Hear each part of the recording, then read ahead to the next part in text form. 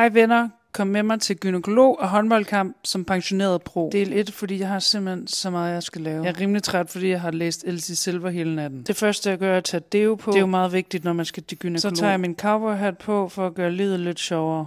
Jeg er ikke så køn om morgenen. Jeg børster også min bisser, for det er vigtigt ikke at have dårlig ånden. Veludhvilet og oplagt til at blive gloet op i mit indre. Jeg er så klar til den her oplevelse. Og så skinner solen endda, hvor heldig kan man være. Tid til at få noget i skrotten. På trods af min glæde, så bliver det kun til æble og vand. Og her forbereder jeg mig mentalt. Jeg kan lige nu at læse et kapitel mere om cowboys. Men det er ikke let at bevare kontrollen, når man er så meget op at køre.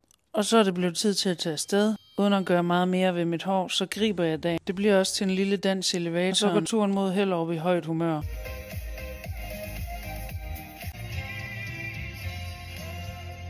Nu begynder stemningen for alvor at ramme sit peak. Er I klar, Hellerup?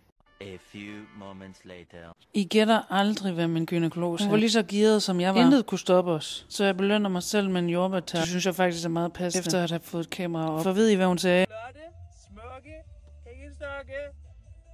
Yes. Så kan man da være glad for noget.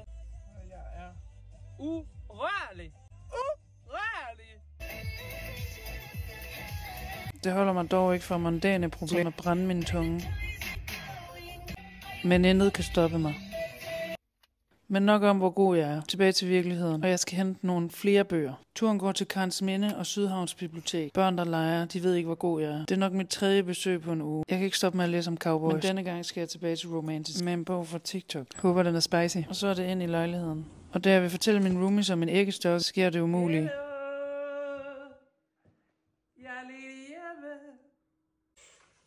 Jeg er alene hjemme. Så ud på altanen går det med min jordbærtær, hvor jeg mest af alt ligner en karakter fra Ringnes her. Jeg fortsætter med den 35-årige cowboy og den 22-årige kvinde. En storyline, jeg relaterer meget til. Og så er det tid til at lægge bøgerne på hylden og søge nogle jobs. Alle, der har prøvet det, ved, hvor fuldstændig sindsoprivende det er. Og nu er tid til gåtur i nabolaget. Her er sgu meget flot. Efter min gåtur beslutter jeg mig for at tage en lur. Så kommer jeg til at gå ind på TikTok. Og her ender jeg et rabbit hole med Akotar-karakterer. Efter 40 minutters doomscrolling og 20 minutters lur, er jeg fuldstændig klar til træningskamp mod høj.